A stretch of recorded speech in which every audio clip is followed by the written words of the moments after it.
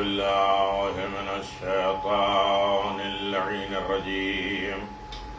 بسم الله الرحمن الرحيم.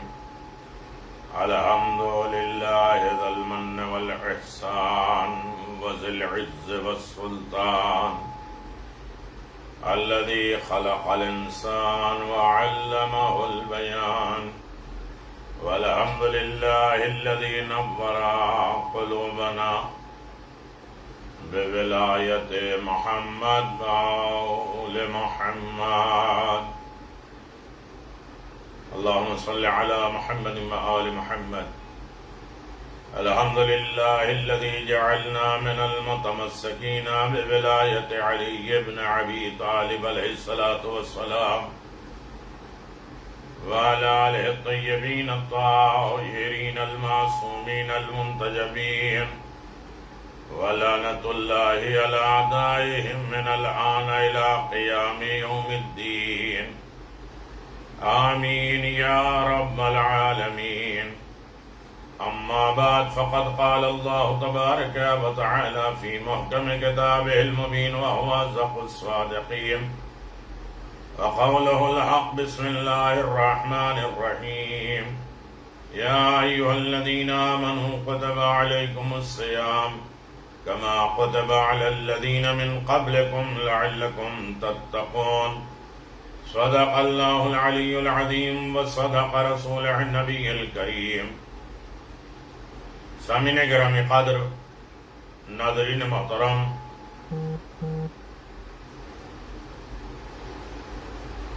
امیر المؤمنین علی بن ابی طالب علیہ السلام کی شہادت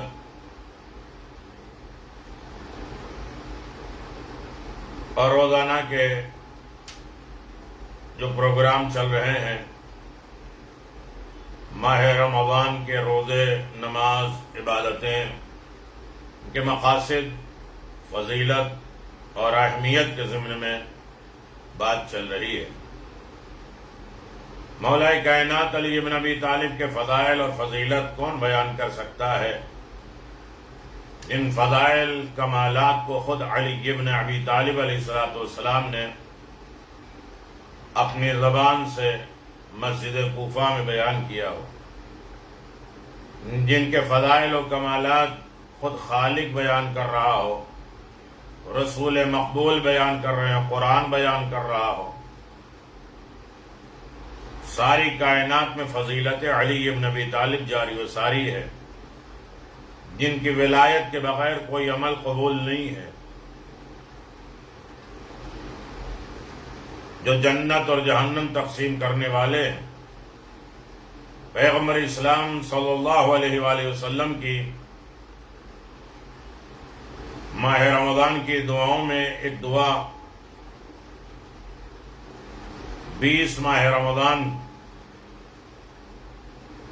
اللہم افتح لی فیہ ابواب الجنان واغلق عنی فیہ ابواب النعران ووفقنی فیہ لتلاوت القرآن یا منزل السکینۃ فی قلوب المؤمنین۔ خدایا آج میرے لیے جنت کے دروازے کو کھول دے اور مجھ پر جہنم کے دروازے کو بند کر دے۔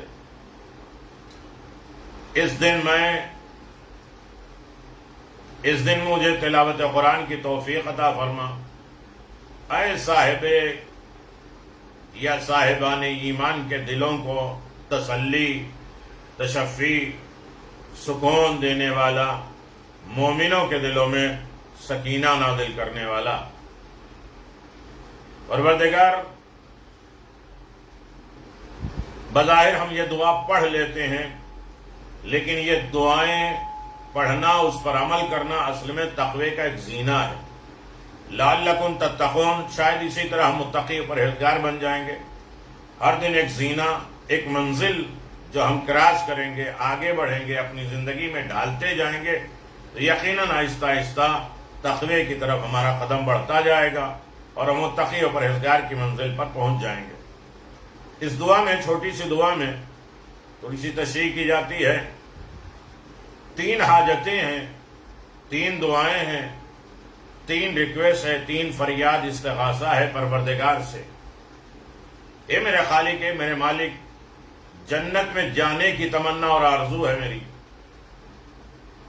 جہنم سے نجات پانے کی آرزو و تمنا ہے، تلاوت قرآن مجید کرنے کی توفیق اور اطمینان قلب، سکون، سکینہ. والذی انزل، پروردگار ہی نے ہر جگہ نازل کرنے کا اعلان کیا ہے. اللہ تبارک و تعالی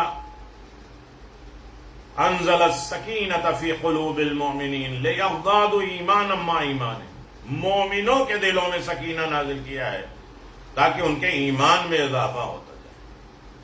سکون کی منزلیں بہت عالی ہیں، لیکن 2 جملے، اللہم افتح لی فیہ ابواب الجنان. ابواب الجنان جنت کے دروازے. جنان زبر کے ساتھ، زیر کے ساتھ، دونوں منزلوں پہ، لیکن یہاں زیر کے ساتھ باغ، بہشت کے معنی. خدایا آج کے دن میرے لیے جنت کے دروازے کو کھول دے. یعنی ابواب کے ساتھ، جمع کے ساتھ یہ ذکر ہوا ہے. حدیث معراج اور بہت سی احادیث میں جنت کے 8 دروازے ہوں گے. ہر دروازے پہ لا الہ الا اللہ محمد الرسول اللہ علی ولی اللہ، اور اس کے بعد 4 فقرات ہوں گے. جنتی کی علامت بنے گی ہر پہلے دروازے پہ یہ 4 جملے، دوسرے دروازے پہ 4 جملے، اسے پھر انشاءاللہ. ظاہر سی بات ہے ان سب کے درجات اور مراتب ہیں، اسی اعتبار سے وہ مخصوص دروازے سے داخل ہوں گے. جنت انسان کے ایمان اور عمل صالح کی جزا ہے. سب سے بڑی نعمت کائنات، ظاہر باطن ساری نعمتیں جہاں جمع ہو جائیں گی اسے جنت کہتے ہیں. اور جنت کس کو دے گا؟ ایماندار کو دے گا، مومن کو دے گا. مومن کون ہوگا؟ عمل صالح کرنے والا ہوگا. عمل صالح کرنے والا کون ہوگا؟ جو ہدایت پر عمل کرے. ہدایت پر عمل وہی کرے گا جو ہادی وہاں سے مانے. ہدایت وہاں سے آتی ہے، لہذا جو وہاں سے آتا ہے وہ غلطیاں اور کوتاہیاں نہیں کرتا.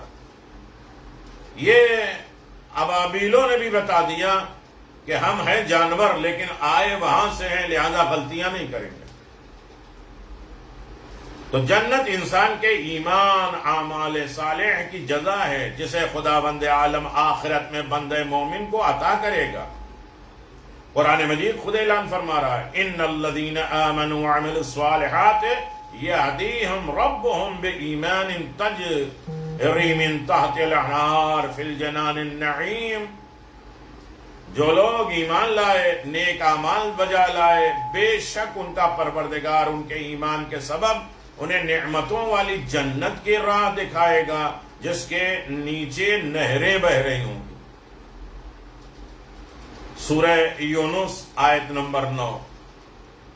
یقیناً اس آیت کریمہ کی طرح بہت سے قرآن مجید میں آیتیں پروردگار نے بیان کی ہے کہ جنت صرف دعا اور آرزو سے حاصل نہیں ہوگی، جنت صرف تمناؤں سے نہیں ملے گی.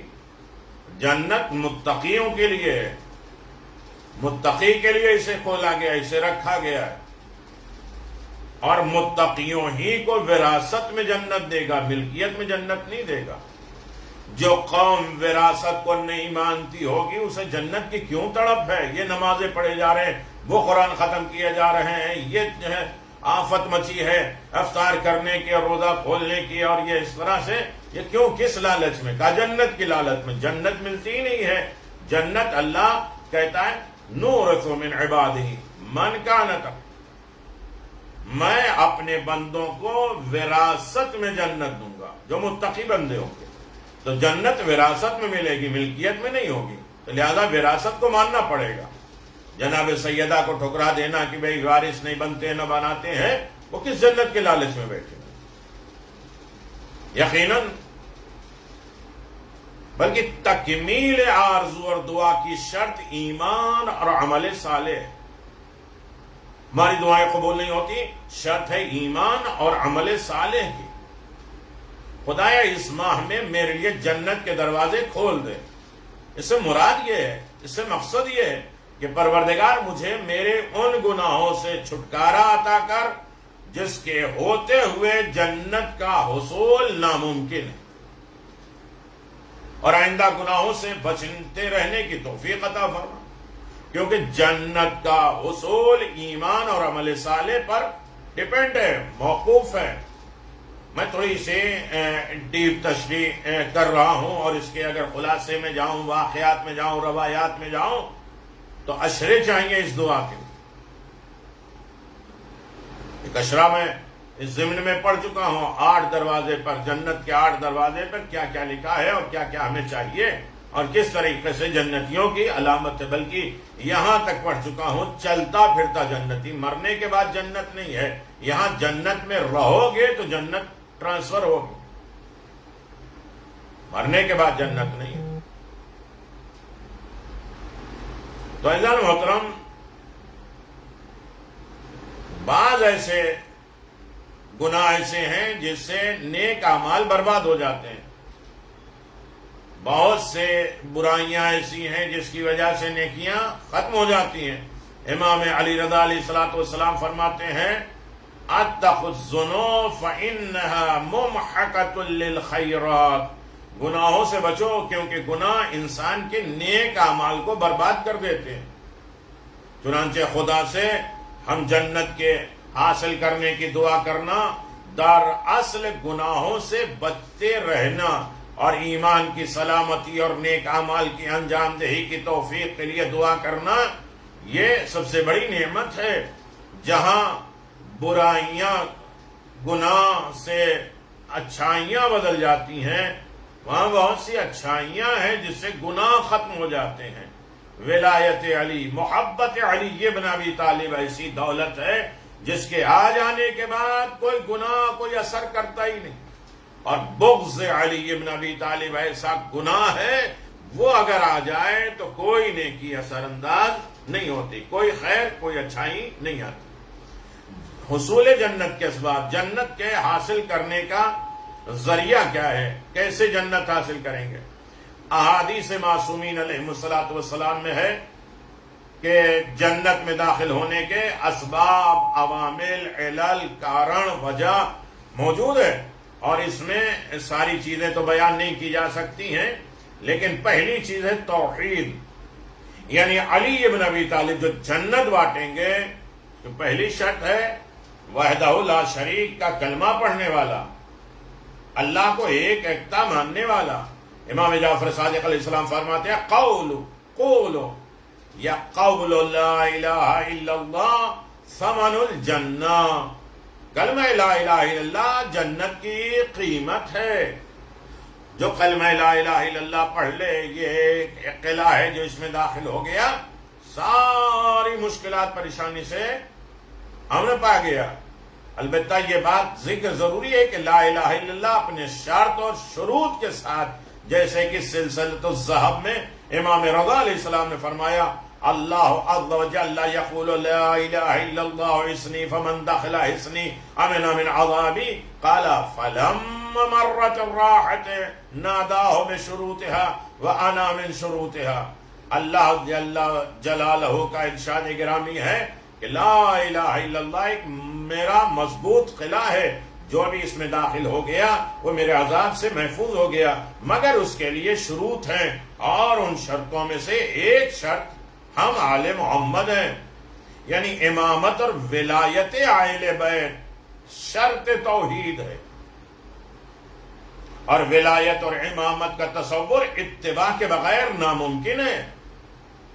آل محمد کی محبت، قل ان کنتم تحبون اللہ، دعوی محبت کافی نہیں ہے، اتباع ضروری ہے، پیروکار، پیروی، نقش قدم پہ چلنا، ان کی اطاعت کرنا، ان کے فالوور بن جانا، ان کے کہنے پر عمل کرنا یہ ضروری ہے۔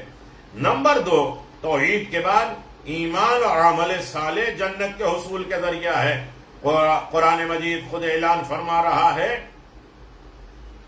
وَمَن يَعْمَلْ مِنَ الصَّالِحَاتِ مِن ذَكَرٍ أَوْ أُنثَىٰ وَهُوَ مُؤْمِنٌ فَأُولَٰئِكَ يَدْخُلُونَ الْجَنَّةَ وَلَا يُظْلَمُونَ نَقِيرًا۔ جو بھی نیک اعمال انجام دے گا، چاہے وہ مرد ہو یا عورت ہو، بشرطے کہ وہ صاحب ایمان بھی ہو، تو ان کو جنت میں داخل کیا جائے گا اور ان پر ذرہ برابر ظلم نہیں کیا جائے گا۔ مولا کائنات حضرت علی بن ابی طالب علیہ السلام فرماتے ہیں الجنت جزاء کل مؤمن محسن، جنت ہر نیک عمل انجام دینے والے صاحب ایمان کی جزا ہے۔ اللہ اکبر۔ وقت ہوتا، حالات ہوتے تو اسی حدیث کی تشریح کی جاتی کہ جنت ہر محسن، ہر نیک اعمال انجام دینے والوں کی جزا ہے، بدلہ ہے۔ اللہ اکبر۔ تیسری چیز ہے جنت کے حصول کا ذریعہ تقوی اور پرہیزگاری۔ تقوی اور پرہیزگاری قرآن مجید نے ارشاد فرمایا ان للمتقین لحسن المآب جنات عدن مفتح لهم الابواب، صاحبان تقوی کے لیے بہترین ٹھکانہ اور ہمیشہ جنتی ہیں جن کے دروازے ان کے لیے کھلے ہیں۔ جو متقی ہیں وہ ان کے لیے بہترین ٹھکانہ، بہترین جگہ، بہترین مقام کہاں ہے؟ جنت، اور وہ ہمیشہ وہیں رہیں گے۔ شرط ہے تقوی۔ پھر چوتھی چیز ہے، دیکھیے ایک ایک لفظ میں بات سمیٹ رہا ہوں ورنہ ایک ایک مجلس ہے، ایک ایک بات۔ نیک اور نیک اوصاف، نیک صفت اور اچھا اخلاق، یہ جنت حاصل کرنے کا بہترین ذریعہ ہے۔ امام صادق علیہ السلام نے ارشاد فرمایا ثلاث من عطا اللہ بواحدۃ منہن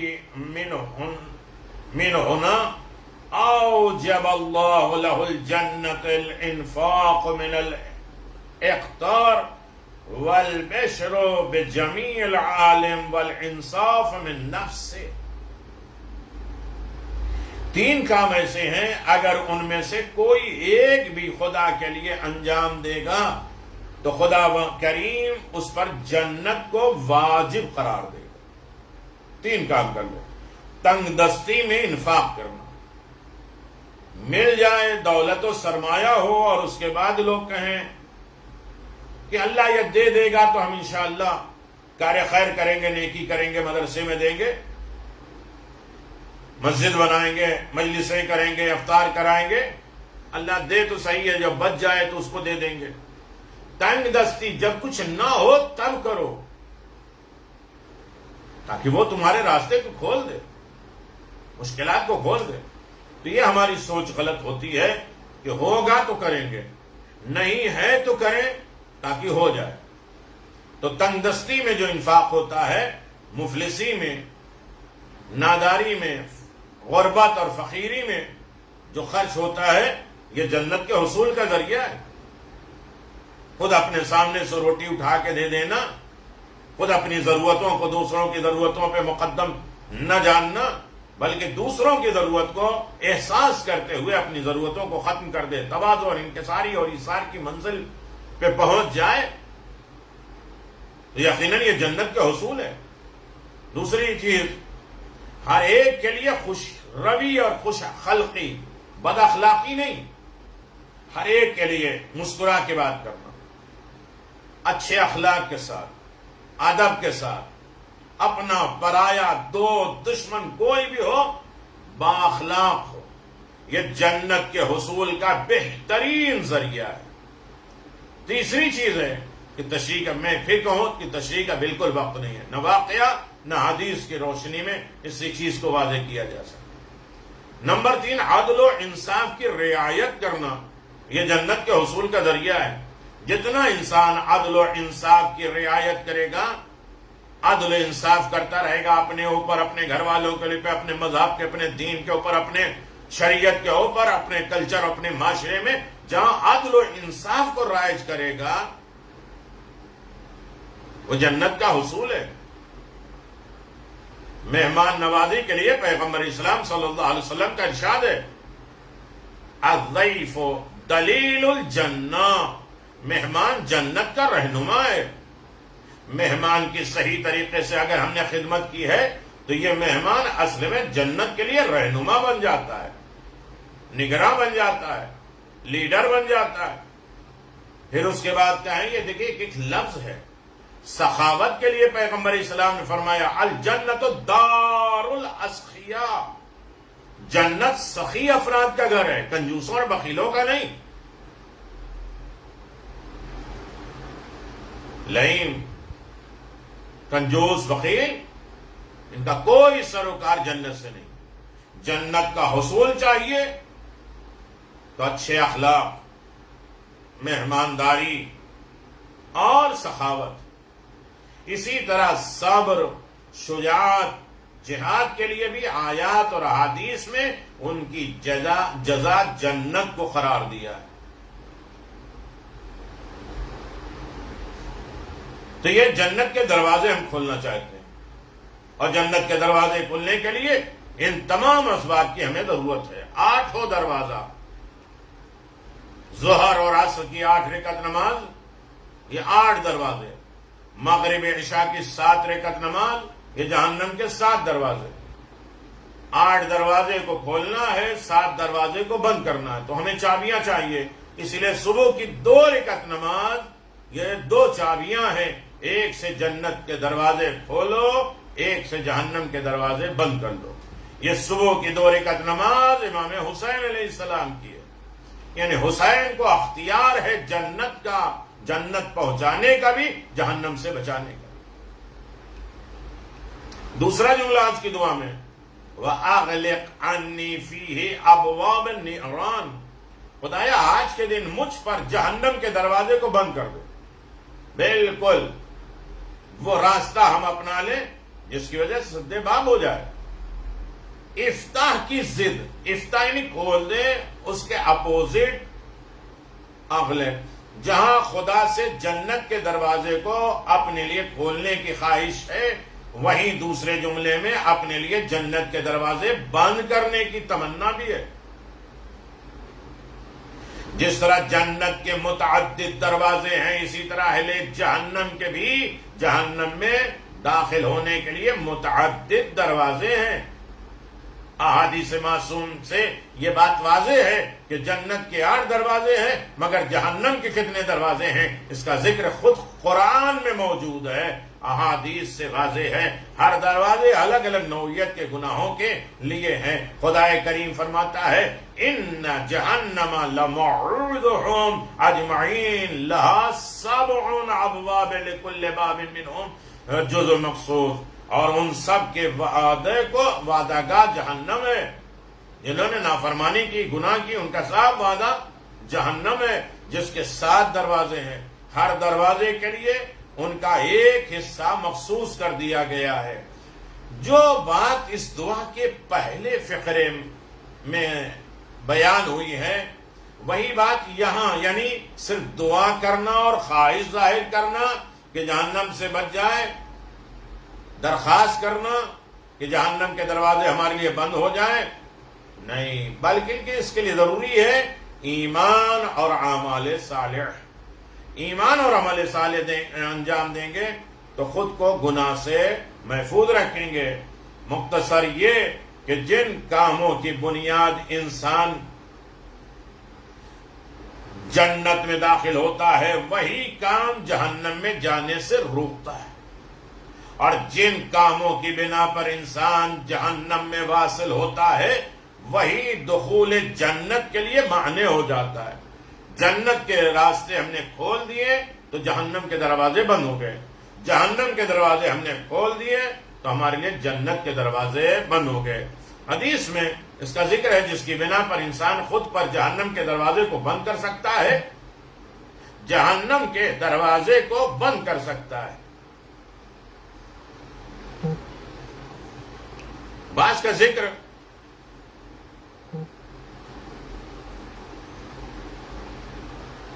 ذیل میں خود آپ کی خدمت میں بیان کروں. خود پر جہنم کے دروازے کو بند کرنے کے اسباب کیا ہیں، سبب کیا ہے؟ نمبر 1، نمبر 2، نمبر 3، نماز، روزہ، صدقہ. یہ جہنم کے دروازے کو بند کرنے کا پہلا فارمولہ ہے. رسول مقبول صلی اللہ علیہ وآلہ وسلم کا ارشاد گرامی ہے کہ جہنم کے دروازے پر لکھا ہوا ہے انا حرام علی المتحجدین، انا حرام علی الصائمین، انا حرام علی متصدقین. جہنم کہتی ہے کہ میں نماز شب پڑھنے والوں پر حرام ہوں، میں روزہ داروں پر حرام ہوں، میں صدقہ دینے والوں پر حرام ہوں. امام جعفر صادق علیہ الصلوۃ والسلام فرماتے ہیں الصوم جنۃ من النار، روزے دار کے لیے جہنم کے مقابل میں ڈھال بن جاتی ہے. اللہ اکبر. بہار الانوار 96 نمبر. پہلی نماز، روزہ، صدقہ، یہ جہنم سے بچنے کا بہترین وسیلہ ہے، ذریعہ ہے. نمبر 4، محبت اور ولایت امیر المؤمنین علی بن ابی طالب علیہ السلام.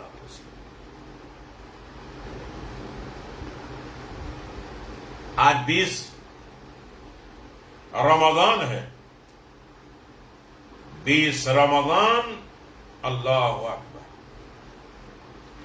علی بن ابی طالب کی وصیتیں کیسی وصیت. اللہ، وصیتوں پہ ہمیں غور کرنا ہے. صرف ان کے لیے وصیت نہیں تھی، وصیت عمومی، خصوصی، جہاں تک پہنچ سکے یہ ہماری وصیت پر عمل کیا جائے. امام محمد باقر علیہ الصلوۃ والسلام اپنے آباء و اجداد سے نقل کرتے ہیں ایک حدیث میں، فرماتے ہیں پیغمبر اسلام نے حضرت علی بن ابی طالب سے خطاب کیا، کیف بک یا علی اذا وقفت على شفیر جہنم وقد مد الصراط قیل للناس جوز وقلت لجہنم هذا لي وهذا لك. فقال علي بن ابي طالب یا رسول اللہ من اولئک؟ قال اولئک شیعتک ما حیث کنت. اے علی، اس وقت تم کیسا محسوس کرو گے جب تم دوزخ کے اوپر واقع پل صراط پر کھڑے ہوگے اور لوگوں سے اس وقت کہا جائے گا اس پل صراط سے گزر جاؤ. تم اس وقت جہنم سے خطاب کرو گے یہ شخص میرا ہے، یہ تیرا ہے. حضرت علی بن ابی طالب نے فرمایا رسول خدا صلی اللہ علیہ وسلم سے، یا رسول اللہ وہ لوگ کون ہوں گے جو میرے ہوں گے؟ اللہ.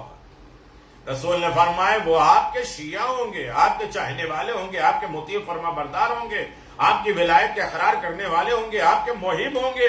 جہاں آپ رہیں گے وہاں یہ لوگ بھی رہیں گے. یقیناً یہ حدیث اور اس جیسی بہت سی حدیثیں اس بات پہ گواہ ہے کہ ولایت محمد اور آل محمد کے حامل پر جہنم کی آگ حرام ہے. ولایت علی بن ابی طالب رکھنے والے کے لیے جہنم حرام ہے. مگر یاد رہے اہل بیت کا موالی اور شیعہ ہونا عمل اور اتباع پر موقوف ہے. بسا اوقات بعض لوگ اپنے کو بڑا شیعہ اور علی بن ابی طالب والا کہلانے کے لیے شان ائمہ میں غلو کرتے ہیں. اپنی من گڑت انفرادی راہ، الگ سے اپنی سوچ، اپنی پہچان نکال لیتے ہیں.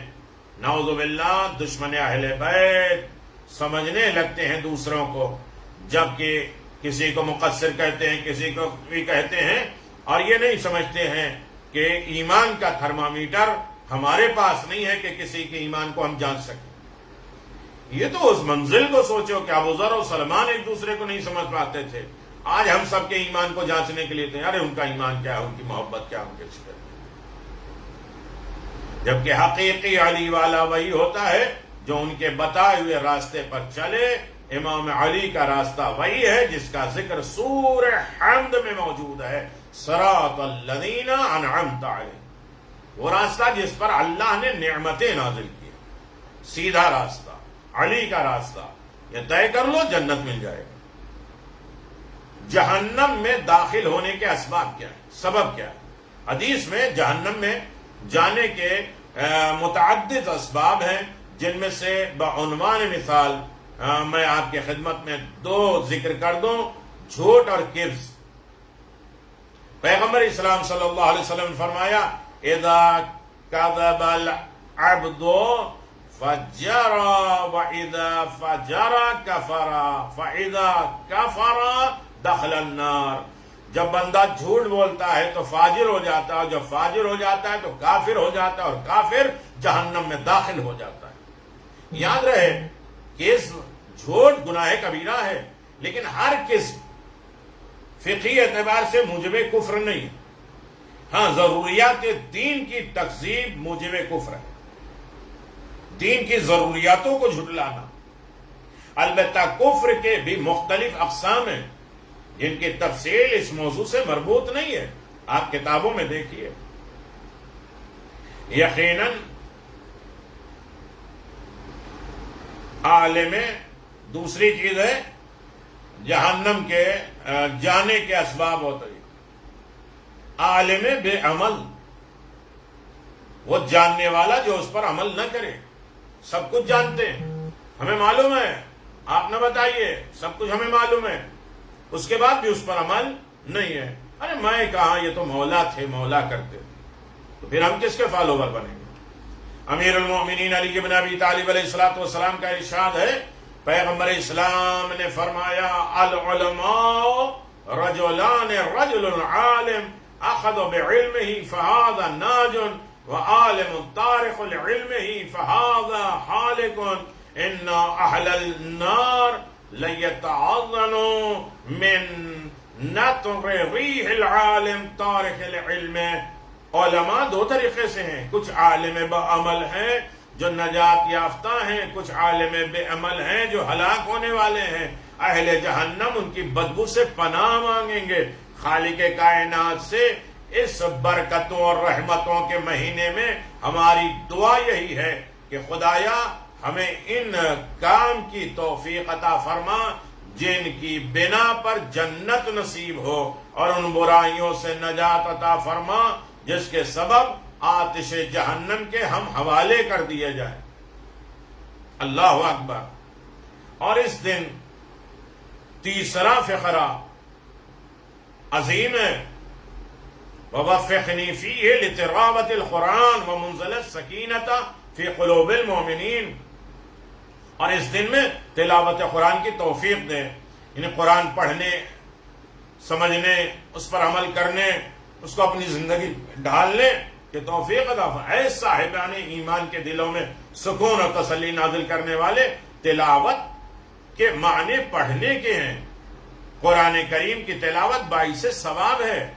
اس کے بارے میں امام جعفر صادق علیہ الصلوۃ والسلام نے فرمایا القرآن عہد اللہ الی خلقہ فقد ينبغي للمرء المسلم ان ينظر في عهده ان يقرأ فيه منه في كل يوم 5 آیات۔ قرآن کریم مخلوق کے لیے خالق کا عہد و پیمان ایگریمنٹ ہے۔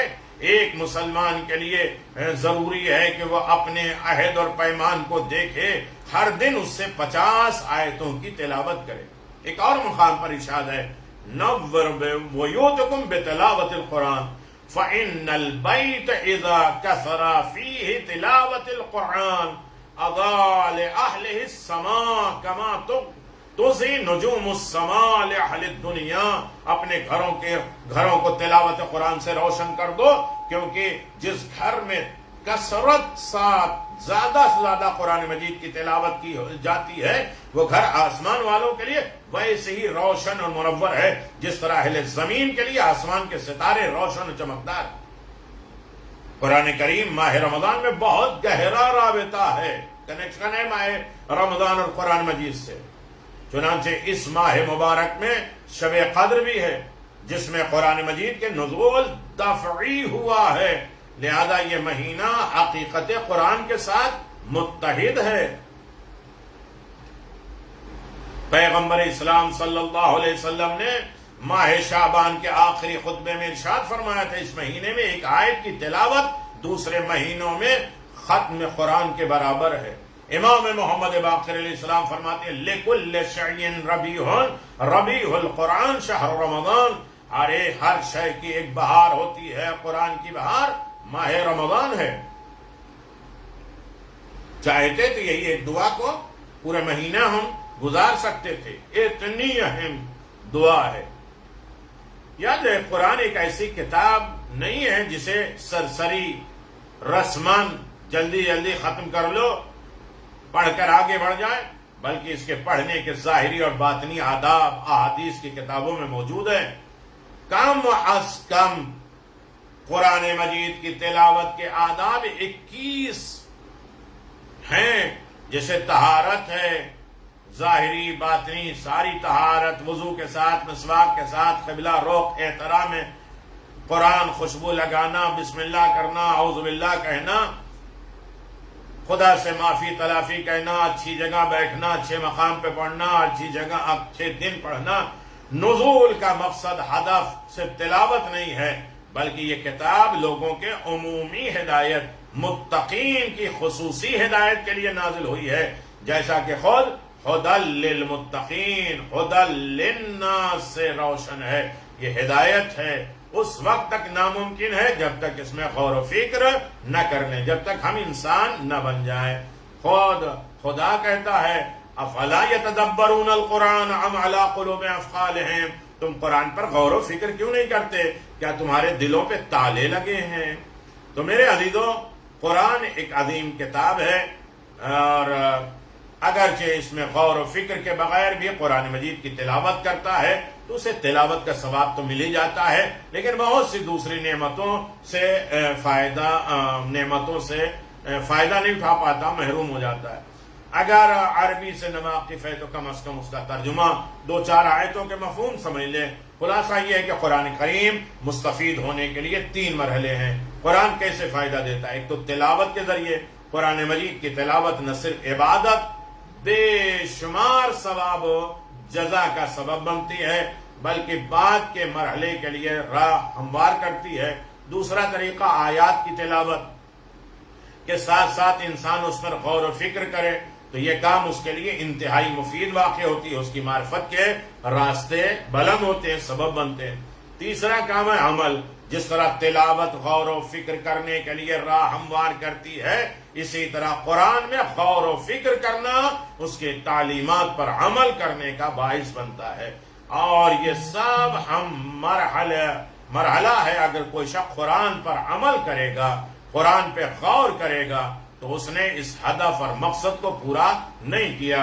چنانچہ رسول خدا صلی اللہ علیہ وآلہ وسلم نے اعلان فرمایا، اور مولا کائنات کی حدیث بھی ہے، رب تعلی القرآن والقرآن یلعنہ، بہت سے لوگ قرآن پڑھتے ہیں لیکن قرآن ان کے اوپر لعنت کرتا ہے۔ یہ وہی لوگ ہیں جو قرآن پڑھتے تو ہیں مگر اس کی تعلیمات پر عمل نہیں کرتے۔ آج کے دن کی دعا میں معبود سے خطاب ہے، اے مومنوں کے دلوں میں سکون نازل کرنے والے، جیسا کہ خود قرآن کریم نے فرمایا وَالَّذِي أَنزَلَ السَّكِينَةَ فِي قُلُوبِ الْمُؤْمِنِينَ، وہی خدا ہے جس نے مومنوں کے دلوں میں سکون نازل کیا ہے۔ تلاوت قرآن ذکر الہی ہے جس کے ذریعے دلوں کو سکون اور اطمینان کا سامان مہیا ہوتا ہے۔ الا بذکر اللہ تطمئن القلوب، آگاہ ہو جاؤ، یاد الہی ہی سب سے اطمینان حاصل کرتا ہے، اطمینان دیتا ہے۔ لہذا اے مہربان خدا، ہمارے دلوں کو آج کے دن تلاوت قرآن کریم کی توفیق عطا فرما، ہمارے دلوں کو روشن نور قرآن سے منور فرما، تلاوت قرآن کے ذریعے ہمارے دلوں کو سکون اطمینان عطا فرما۔ آج کی شب ویسے بھی شب قدر ہے، انا انزلناہ فی لیلۃ القدر، آج ہی کی شب اللہ نے قرآن کو نازل کیا۔ یہ شب حقیقت قرآن سے متحد ہے، اسی رات تقدیریں لکھی جاتی ہیں، مقدر بنتے ہیں۔ اس رات کا ہر عمل 1000 مہینوں کے عمل سے بہتر ہے، لہذا یہ شب قرآن سے وابستگی کی شب، خالق کائنات کی بارگاہ میں خشوع اور خضوع کے ساتھ دعا مانگنے کی رات ہے، امیر المؤمنین کی شہادت کی شب بھی ہے۔ دوسرے لفظوں میں یہ کہا جائے کہ یہ شب قرآن صامت کے نزول اور قرآن ناطق کا صعود، ایک قرآن یہاں سے وہاں جا رہا ہے، ایک قرآن وہاں سے یہاں۔ قرآن ناطق بھی ہمارے لیے جو آخری وصیت ہے، اس میں بھی قرآن کریم سے متعلق ہمیں تاکید کی گئی ہے۔ ہمیں ایسا نہ ہو کہ ہمارے غیر قرآن پر عمل کریں اور تم سے آگے نکل جائیں۔ امیر المومنین کہتے ہیں قرآن کا خیال رکھنا، تمہارے غیر قرآن کو لے کے آگے نہ بڑھنا ہے اور تم پیچھے چل جاؤ، لیکن قرآن بھی فائدہ اسی وقت دے گا جب ولایت علی ہو، محبت علی۔ قمر اچھی تلاوت سنتے ہوئے رک جاتے ہیں، مولا نے فرمایا چلو آگے، اسے اس کی تلاوت کوئی فائدہ نہیں دے گی۔ قمر یقین کر گئے، مسجد میں گئے، لیکن یہ سوچے کہ آخر کیا وجہ ہے کہ اس کی تلاوت اس کو فائدہ نہیں دے گی۔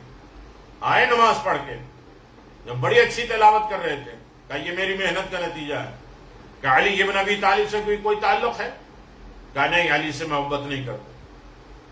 قمر مولا کے پاس ہے، مولا آپ کو کیسے معلوم ہوا؟ کہ عالم ذر میں، عالم ارواح میں جب وعدے اور وعید ہو رہے تھے، خدا نے اپنی وحدانیت کا اعلان کیا تو اس نے لبیک کہا۔ رسول خدا کے نبوت کا اعلان کیا گیا تو اس نے لبیک کہا، اور جب میری ولایت کا اعلان کیا گیا تو یہ خاموش رہا۔ آج جو یہ تلاوت کر رہا ہے، میں نے تیسری مرتبہ اس کی آواز سنی اور میں جان گیا، سمجھ گیا کہ یہ میرے محبوں میں سے نہیں، اسے قرآن کوئی فائدہ نہیں دے۔ قرآن ولایت اہل بیت کے ساتھ، محبت اہل بیت کے ساتھ، قرآن امیر المومنین، القرآن مال علی و علی مال قرآن، قرآن علی کے ساتھ ہے، علی قرآن کے ساتھ۔ عزیزان محترم، قرآن مجید یقیناً اہم ترین چیز ہے۔ امیر المومنین وصیت کر رہے ہیں، چاہنے والے آ رہے ہیں، انہیں کہہ رہے ہیں سلونی قبل ان تفقدونی۔ ساسا ابن سوہان نے اس وقت بھی سوال کیے، سب رخصت ہو رہے ہیں، حالت غشی ہے، حضرت پر طاری ہو رہی ہے، اصحاب اور اہل کوفہ بائیمان اہل بیت رخصت ہو رہے ہیں، غلامان کنیزان نے حلقہ باندھ لیا ہے، ازواج اور اولاد نے حضرت کو گھیر لیا ہے، حسن حسین زینب میں کلثوم بے قرار ہیں، اہل بیت میں بابا الہ و اماں و علیہ کے سرفلک آواز بلند ہیں۔ یکایک حضرت نے غش سے آنکھیں کھولی، ازواج اور اولاد کو چاروں طرف حلقہ پایا، امام حسن مصطفیٰ کو دیکھا، کاسہ شیر ہے، دودھ حاضر ہے۔ حضرت نے بکمال ضعیف اور ناتوانی صرف چند گھونٹ بمشکل تمام نوش فرمایا اور بقیہ دودھ اپنے قاتل کو دینے کی تائید کر دی۔ اللہ اکبر، یہ علی ہے۔ کہتے ہیں ثم ان علی التفى الى الحسن وقال یا بنی ارفق بأسیری انا تحق من عینی۔ پھر جناب امیر المومنین نے امام حسن مصطفیٰ سے فرمایا، اے نور دل شفقت تو مہربانی کرو اپنے اسیر پر، آیا نہیں دیکھتے ہو کہ تم کو اس کی آنکھوں میں گڈھے پڑ گئے، دل اس کا کانپ رہا ہے۔ پھر تو جناب امام حسن مجتبیٰ نے عرض کیا، بابا اس نے آپ کو ضربت لگائی ہے، اور آپ مجھے نوازش کرنے کا حکم دے رہے ہیں؟ حضرت نے فرمایا ہاں اے فرزند، ہم اہل بیت رحمت اور شفقت رکھتے ہیں اپنے فرزند، تمہیں لازم ہے کہ جو تم کھانا وہ اسے بھی کھلانا، جو تم پینا وہ اسے بھی پلانا، اور اگر میں دنیا سے رخصت ہو جاؤں تو تم میرا اس سے قصاص لینا، لیکن ایک ضربت سے زیادہ نہ لگانا، اور نہ ہی اس سے آگ میں جلانا، نہ اس کے اعضاء و جوارے کو کاٹنا۔ اس وصیت اور قاتل کے ساتھ حسن سلوک اور اس کی سفارشیں کل اہل دنیا خصوصاً اہل کوفہ کو ہدایت ہے کہ ہم تو اپنے قاتل سے یہ رفتار کرتے ہیں، لیکن اقلن ہماری اولاد سے بحسان اور نیکی وقت اسیری پیش آنا۔ حضرت تو اپنے قاتل کے متعلق اپنے فرزند سے وصیت کرے کہ اس کو کھانے سے سیر کرنا، اپنی پینے سے سیر کرنا، لیکن اس کے اعضاء و جوارے کو قطع نہ کرنا، ایک ضربت سے زیادہ نہ مارنا۔ مگر افسوس، ہزار افسوس، اشقیاء کوفہ و شام نے ان کے فرزند دلبند امام حسین پر انواع اور اقسام کے ظلم و ستم کیے۔ 3 دن کی بھوک اور پیاس میں گلے سے، جس میں 4000 زخموں سے چور اعضاء و جوارے کو قطع کر دیا۔ امام عصر اپنے جد مظلوم سے یہ حالت یوں فرماتے ہیں، امام زمان کلام ضرور دل میں اثر کرتا ہے کہ کلام الامام امام الکلام، اللہ اکبر، السلام علی الاعضاء المقطعات، سلام ہو میرا ان اعضاء نورانی پر جو پارا پارا کر دیا گیا، سلام علی اجساد العالیہ، سلام ہو میرا ان اجسام پاکیزہ پر جو بے لباس کر دیا گیا۔ اللہ اکبر، امام زمان سلام کرتے ہیں، سلام علی جسوم شاہیہ، سلام و میرا اس بدن مقدس پر جو سورج کی تپش سے متغیر ہو گیا۔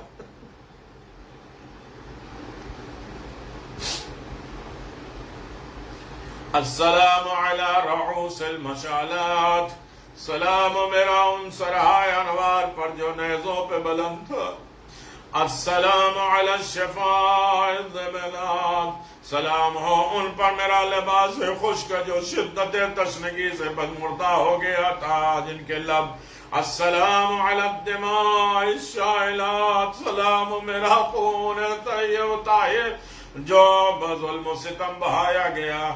یہ مولا اعلان فرما رہے ہیں، اللہ اکبر، اللہ۔ علی ابن ابی طالب جا رہے ہیں، وصیت کر رہے ہیں، بیٹا قاتل کو ایک ضربت۔ بیٹی کی گود میں باپ کا زخمی سر ہے، بیٹی روئی، آنکھ کے آنسو باپ کے چہرے پہ گرے۔ علی نے تڑپ کے آنکھ کھولا، بیٹی رو رہی ہو؟ کہ جس کا بابا اس دنیا سے جا رہا ہے وہ بیٹی روئے بھی نہیں۔ کہ بیٹی بڑے رونے کے دن آئیں گے بابا، جب میں روؤں گی مصیبت میں آپ آئیں گے؟ کہ اے بیٹی میں ضرور آؤں گا، دیکھیں یہی شام غریبہ آ رہے ہیں علی۔ اور اس کے بعد شام کے دربار میں علی ابن ابی طالب آ رہے ہیں، جنہیں بیٹی کا گریہ برداشت۔ آج وہی بچے یتیم ہو رہے۔ اللہ قرآن کا واسطہ، اہل بیت کا واسطہ ہم سب کی عبادتوں کو قبول فرما۔ الا لعنت اللہ علی قوم الظالمین، سیعلم الذین ظلموا ای منقلب ینقلبون، ان للہ و انا الیہ راجعون، رضا بقضائہ و تسلیما۔